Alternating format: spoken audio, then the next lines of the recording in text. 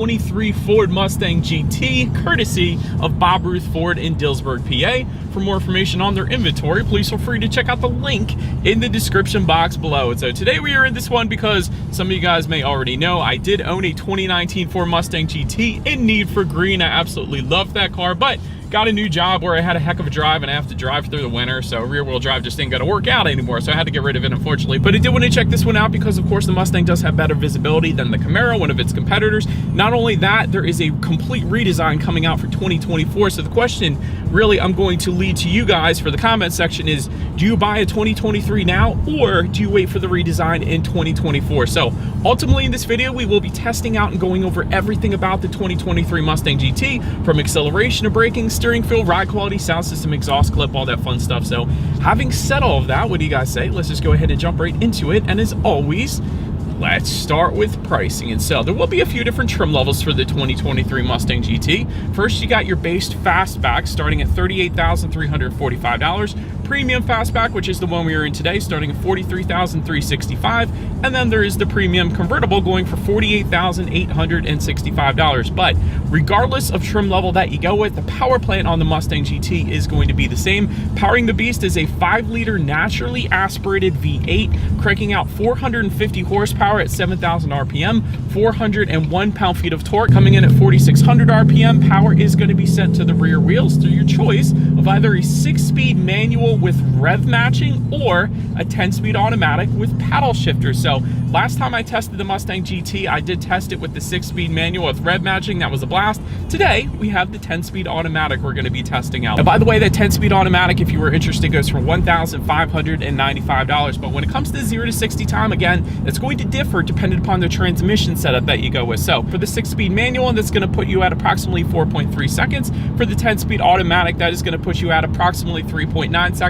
That's going to be mostly track times right there with those numbers. So you're not probably going to get those numbers on the street, but on the track, it is 100% doable. But top speed, 155 miles per hour with MPG numbers coming in at 15 in the city, 24 on the highway, taking premium unleaded fuel. And so before we do any kind of fun acceleration or paddle shifter test here in the Mustang GT, wanted to mention to you guys the drive modes. There's little toggle switches. It's such a cool setup located just in front of the shifter. So if I toggle between them, I'm going to have drive modes like normal, snow and wet, sport, track, and drag, adjusting things like the shift points, the throttle response, and the traction control settings. So then you might be asking yourself, well, what about the steering sensitivity? Can I adjust that? You can. There's actually another toggle switch just to the left of the drive mode toggle switch, and when you hit that, I always left it in sport driving mode, by the way, whenever I had my Mustang. So we're gonna go ahead and just leave it in sport driving mode.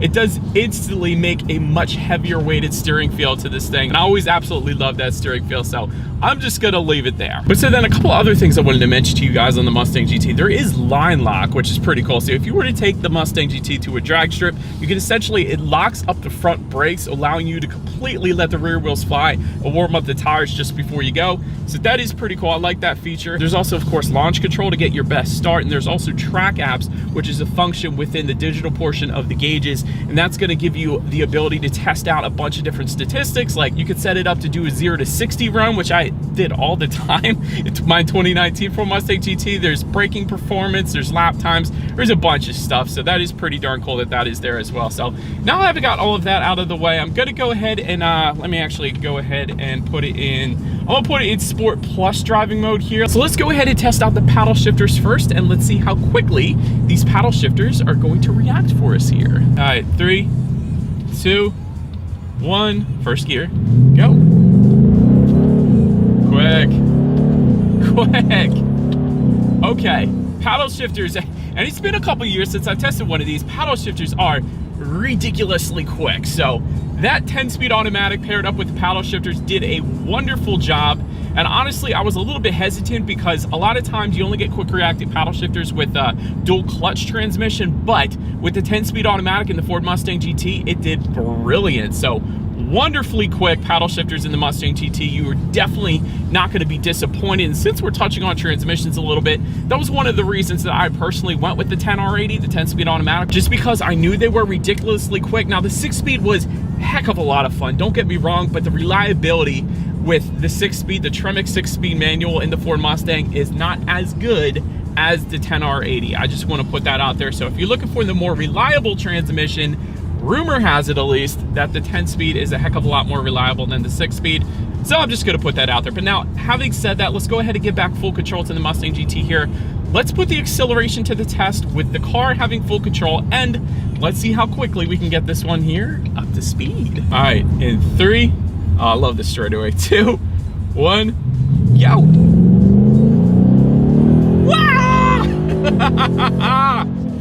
Whoa, that was fun. Dang, I missed that, man. It throws your head into the back of the seat. Like 0 to 60 at 3.9 is dang good. And I know you're not gonna get that on the street. I know that, I've tested it 1,000 times, but it is still dang fun. Even without the 6-speed manual, this car has always been a blast with the 10-speed automatic because they did the 10-speed so dang well. You're gonna have fun in a Mustang GT no matter what transmission setup that you go with. So that is a heck of an acceleration. And I'm done talking about acceleration because, as always, braking is equally important. So the braking setup, I should say, will differ pretty substantially. There's a bunch of different setups here. So up front, you will find 14-inch ventilated front disc with 4-piston front calipers. In the back, 13-inch rear disc with single-piston rear calipers. That's the standard setup, and that's probably the one that we have today, but it is the one that we have today because if you do go with the performance pack that goes for $6,700 now, back in the day when I got it, it was like $4,000 or whatever. But anyways, you will get 15-inch ventilated Brembo front discs with 6-piston front calipers. That is a heck of a braking setup right there. 60 to 0 stopping distance. I've seen it come in from anywhere from 99 feet to 104 feet. So 104 feet is ridiculous, you guys, and 99 feet is circuit track kind of ridiculous. So that is insane. It doesn't get a heck of a lot better than that. It might not even get any better than that. That is a heck of a 60-0 stopping distance number. And I can tell you guys, the braking feel is so much on the firm side. It instantly brings you to a stop. It is definitely not a soft braking feel, and you wouldn't want that, of course, in a Mustang GT anyway. So instantly brings you to a stop. I absolutely love it. But then touching on suspension and handling, again, ton of options here as well. Independent front and rear suspension, of course, but if you were to go with that performance pack yet again, it's going to add to that heavy duty front springs. You got a K-brace, black painted strut tower brace. There's a Torsen differential, unique chassis tuning, upsized rear sway bar. So quite a bit is added with that performance pack. But I did want to add to that, there's a MagneRide damp bank suspension. That's one I always like to recommend, by the way. That goes for $1,695, but that's essentially going to monitor each shock absorber individually, tightening up the suspension during heavy cornering, but also reading the road imperfections, giving you a smoother ride. And that is one thing I can tell you guys, that is an noticeable difference, especially with the Ford Mustang GT, because I've driven both at this point. It is a much smoother ride with that MagneRide damping suspension because you really do tend to feel a good bit of the road in the Mustang GT. I'm just gonna say that. As far as steering feel goes, that is wonderful though, especially in that sports steering feel mode. It is such a heavy feel to the steering and I absolutely love it. That is something that I definitely miss. As far as cabin noise goes, it's actually really good. The only thing you really get a lot of is that beautiful exhaust note when you really get on this thing. And we're gonna do an exhaust clip a little bit later in the video, so make sure you stick around for that. But other than that, yeah, it sounds great. It's just the exhaust. There's no wind noise, there's no road noise really coming into the cabin whatsoever. It's just that beautiful exhaust note. So no complaints from me there. And touching on visibility, I could see 100% perfectly fine. I had never had any issues with rear visibility in the Mustang GT, so that is certainly 100% on point. And to my surprise, because this has changed since the 2019, I know at least, is when it comes to forward visibility, rain sensing windshield wipers now come standard on the Mustang GT. So that's pretty cool. So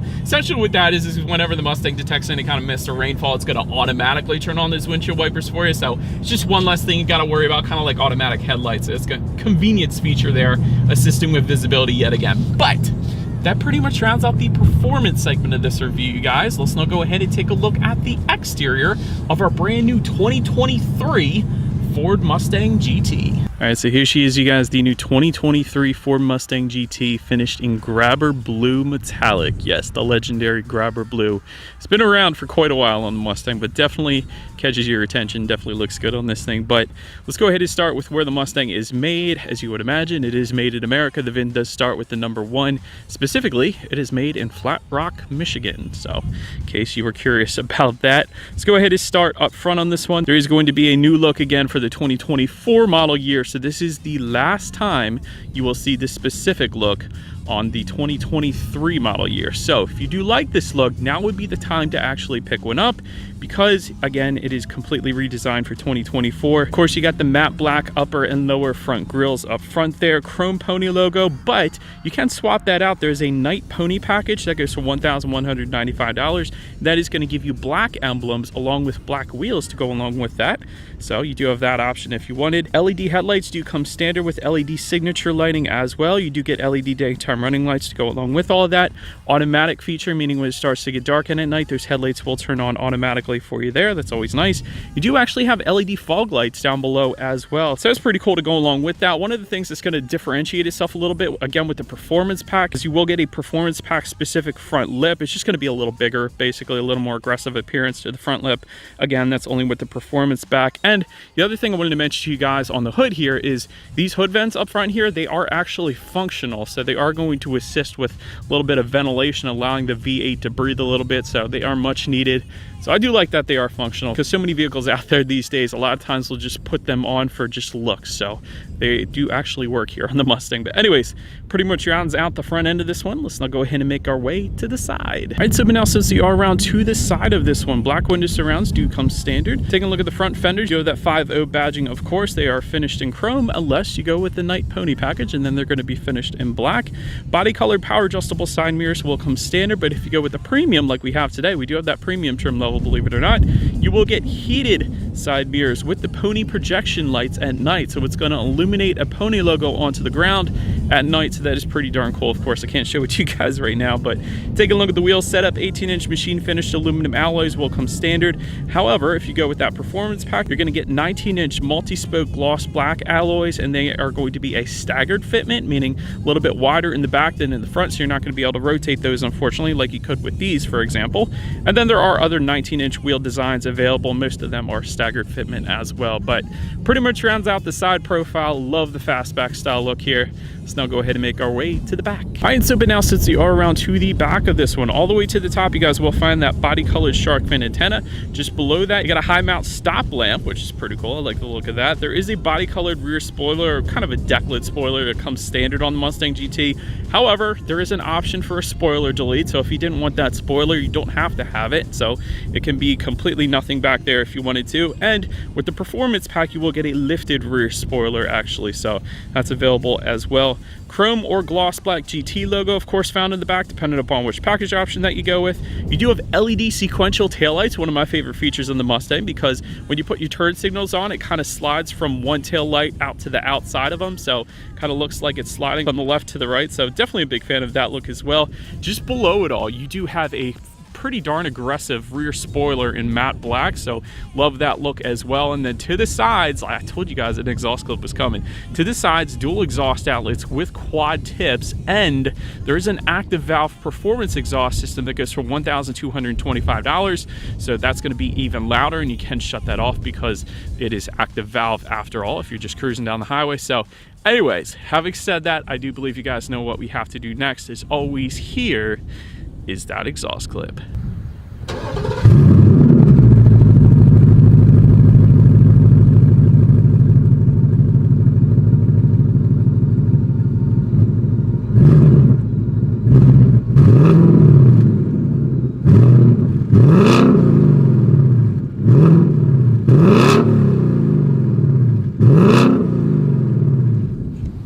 So but now since we are around to the back of this one, when it comes to opening that rear trunk, there are several different ways to go ahead and do that. There's a button on the key fob. You press it twice. That is one way to unlock it. There is another hidden button, a rubberized hidden button just underneath the GT logo, kind of just above the license plate, I should say. That's another way. And there's a button by the driver's side left knee as well. But once opened up, cargo capacity comes in at 13.5 cubic feet for the fastback, and then 11.4 cubic feet for the convertible. That makes sense. If that was not enough space, there is a 50-50 split, meaning the rear seats do fold down for quite a bit of extra space then if you needed it. There are some kind of tie-down anchors back there, and then if you were to lift up underneath of that cargo floor, you will find a spare tire back there then as well. But then, making our way up to the rear legroom, because yes, the Mustang does have rear legroom. It does have a rear seat. Rear legroom is going to come in at 29 inches even, not a whole lot there for reference. I'll give it a shot. I'm an even 6 feet tall. This is me kind of not having a whole lot of space back there. So kids might be able to fit back there, but for adults, it's probably not doable, unfortunately. But then making our way up to the front seat, 6-way power adjustable driver's seat actually comes standard with power lumbar as well. So I absolutely love that. 4-way power adjustable passenger seat comes standard. Cloth seating with the Mustang logo does come standard as well. Leather seating though is going to come on the premium trim level, and the premium trim is also going to give you heated and ventilated front seats as well. I got the heated seats on because it's freezing today here in PA. You also get memory settings for the 401A package. That is specific to the premium trim, by the way. And then actually there is a Recaro bucket seat option that goes for $1,650 if you wanted that. Those aren't heated, I wanted to specify that, but they're definitely going to hold you in place the best out of all these other options. So that is an option. But overall, as far as seat comfort goes, it's perfectly fine. It was perfectly fine in my cloth seats that I had on my 2019 Mustang GT, and it's perfectly fine in the leather seats as well. So did want to mention that. No problems with seat comfort there. Then take a look at the steering wheel. It is going to be tilt and telescoping. It is leather wrap that comes standard. And if you were to go with that 401A package again for the premium trim level, that goes for $2,700, by the way, that gives you a heated steering wheel then as well. But now let's go ahead and make our way to the startup. Let me start by showing you guys the key here. You got your silver pony logo on the one side. Then when you flip it over, you got all of your buttons, of course. Lock, unlock the button to pop the rear trunk, and ×2 button. That is going to be a remote start as well. So that's pretty cool. But it is all keyless entry with a push button start. So all I'm going to do here is simply put my foot on the brake and press that engine start button located just in front of the shifter. And so once started up, gauges are going to differ. So there is an option that I want to tell you guys about. With the 401A package again, there is a full 12-inch digital gauge cluster.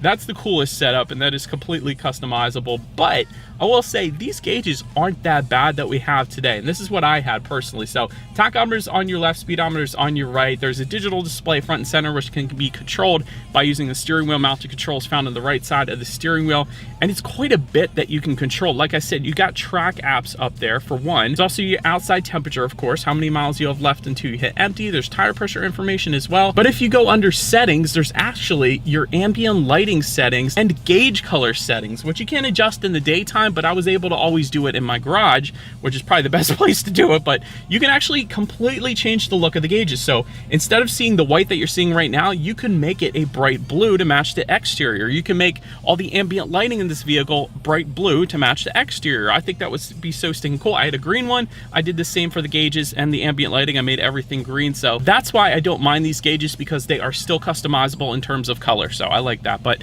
now let's go ahead and touch on overall interior quality. Somebody always asks me in the comment section with my Mustang reviews. No, there's no moonroof or sunroof available for the Mustang, unfortunately. Auto dimming rear view mirror does come standard though, so if somebody has their high beams on behind you, you don't have to worry about that. And it is frameless as well, by the way. I like that.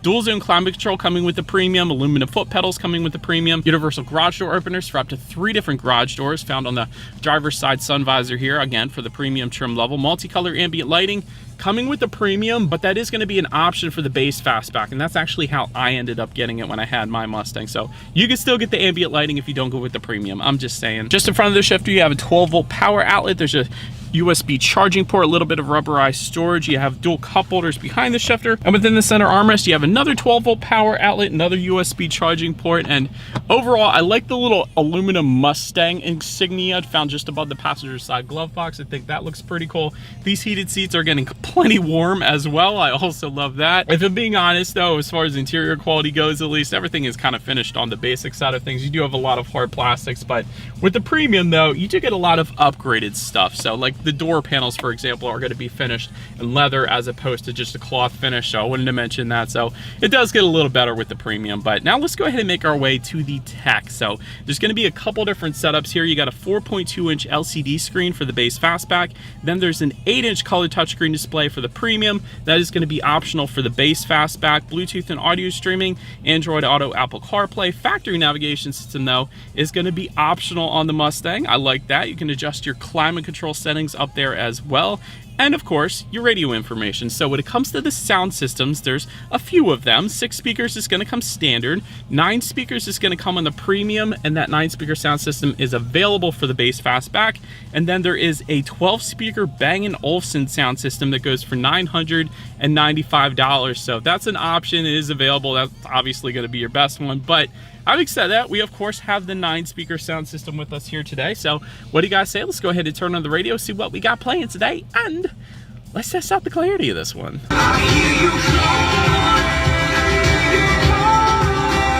And actually, I never had a problem with my 9-speaker sound system I had in my car either. Plenty of bass, plenty of clarity, and really, when you're talking about the size of the Mustang being not all that big of a cabin, 9 speakers is really overkill, so that's great. Obviously, the Bang & Olufsen is going to be better, but 9 speakers in this size of a vehicle, it's excellent, so no problems there. But last thing I want to mention to you guys on that infotainment screen at least is when you do put the Mustang in reverse, you will find a rear view camera coming standard across the board, pretty high definition as well, which is always is going to lead us into safety. And so to start, front side curtain airbags do come standard. You do have a driver's knee airbag up front as well. In the back, you're going to have latch, aka lower anchors to tethers for children for the rear car seats, tire pressure monitoring system. Automatic high beams are going to be optional for the Mustang GT. I wanted to mention that. Adaptive cruise control is going to be available then with the Safe and Smart package that goes for $725. But overall, when it comes to my final thoughts here of the Mustang GT, a great performance car, and in my personal opinion, which is the reason why I got it back in the day,